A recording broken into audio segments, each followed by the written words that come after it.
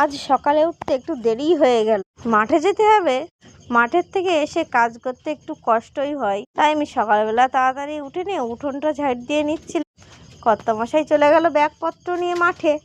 মাঠের থেকে এসে আর ভালো লাগে না এই সংসারের কাজ করতে, তাই ভাবলাম কিছুটা কাজ করে নিয়ে যদি আমি যেতে পারি তাহলে আমারই ভালো হবে। তাই প্রথমে আমি উঠোনটা ঝেড়ে দিয়ে নিয়ে আমি রান্নাঘরটা ভালো করে একটু নিকিয়ে চলে যাব।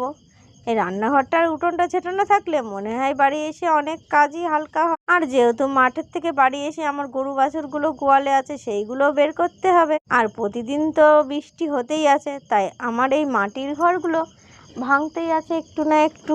আর মাটির ঘর জানাই তো, একটুখানি ভালো করে না নিকিয়ে চকিয়ে রাখলে সে তো আর থাকে না।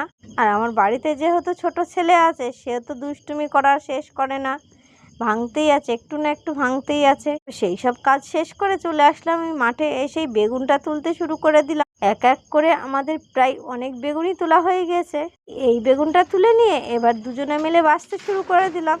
আর জানোই তো, পোকা বেগুন যেহেতু বাজারে নেবে না, তার জন্য পোকাগুলো সব আস্তে আস্তে ফেলেই দিচ্ছিলাম। আর বাছতে বাছতে যেহেতু একটু জল পিপাসা লেগে গিয়েছিল, তাই জন্য একটুখানি জল খেয়ে নিলাম। জল খেয়ে নিয়ে আর যেটা ছিল বাছতে, সেটা তো আস্তে আস্তে বাছাই হয়ে গেল। একটা ব্যাগ তো ভর্তি হয়ে গেল। এইবার এই ব্যাগটা ভর্তি করে চলে যাব আমি আরেকটা বেগুন তুলতে।